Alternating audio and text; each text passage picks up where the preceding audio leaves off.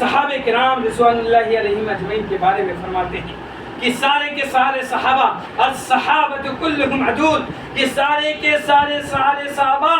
عادل ہیں، سچے ہیں، مبتلا چاہے وہ فتنے میں مبتلا ہوئے ہوں یا فتنے میں مبتلا نہ ہوا ہوں، اس چیز پر اہل سنت والجماعت کا متفق طور پر اجماع ہے تمام علماء کرام کا کہ سارے کے سارے صحابہ کرام الصحابۃ کلہم عدول، سارے کے سارے صحابہ سچے تھے۔ اور ابن صلاح فرماتے ہیں کہ ابن صلاح اس بات پر امت کا اتفاق ہے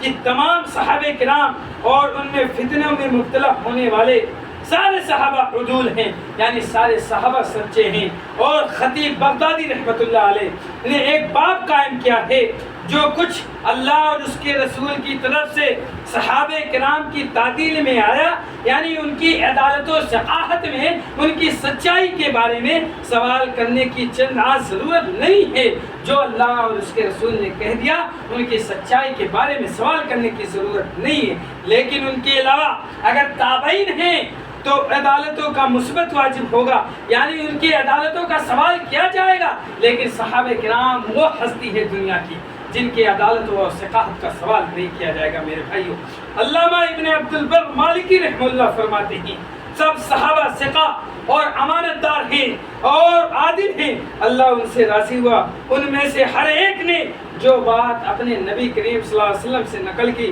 اور اس کے ساتھ اپنے نبی کے عمل کی شہادت دی، لفظاً یہ عمل وہ آج واجب القبول ہے، یعنی ہم تک جو باتیں صحابہ کرام نے پہنچائی ہے وہ ساری کی ساری ہم پر قبول کرنا واجب ہے میرے بھائیوں۔ اور صحابہ سے محبت کرنے والوں سے محبت کیجیے، ایسا نہ ہو جو صحابہ سے محبت نہ کرتا ہو اس سے ہم محبت کریں۔ آپ کا یہ ایمان ہونا چاہیے، آپ کا یہ تقاضا ہونا چاہیے صحابہ سے محبت کا کہ جو شخص صحابہ کو گالی دے، برا بھلا کہے، لعن و طعن کرے، اس سے آپ قطع تعلق کر لیں، اس سے بات بند کر دیں، اس سے لین دین بند کر دیں، اس سے ساری چیزیں بند کر دیں، کیونکہ آپ صحابہ سے محبت کرنے والوں سے محبت کیجیے، گویا کہ صحابہ سے نفرت کرنے والوں سے آپ نفرت کیجیے، گرچہ وہ ہمارا گھر کا ہی کیوں نہ ہو، ہمارے خاندان ہی کا کیوں نہیں ہو، ہمارا افراد ہی کیوں نہ ہو، گرچہ وہ ہمارا لگتے جگر ہی کیوں نہ ہو، اگر وہ صحابہ پر طعن و تشنیع کرتا ہے، صحابہ کے بتائے ہوئے اعمال پر نہیں چلتا ہے،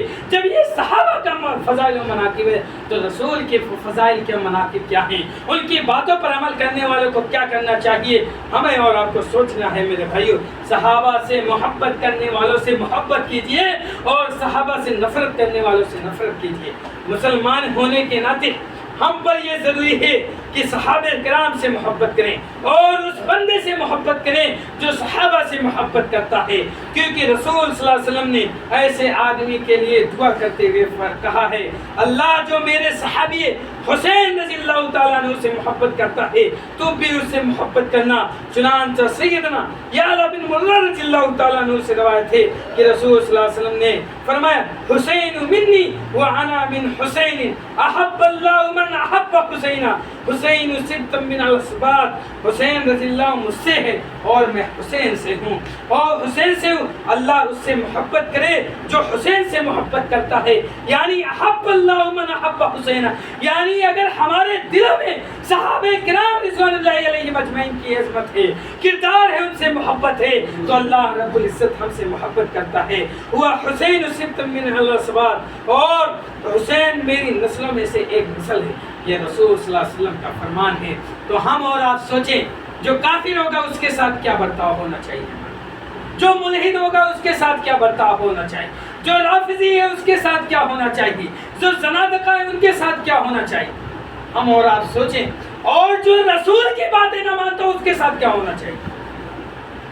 ایسے شخص کو ہم اور آپ سوچیں کیا ہونا چاہیے۔ جب صحابہ سے محبت کرنے والے شخص سے محبت کیجئے، اللہ کے رسول کی باتوں کرنے والے محبت کرنے والے سے محبت کیجئے، گویا کہ ہم دن اور رات میں ملا کر کے 24 گھنٹوں میں اللہ اور اس کے رسول کی کتنی نافرمانیاں کرتے ہیں، سوچنے کا مقام ہے۔ اور ساتویں چیز یہ ہے کہ صحابہ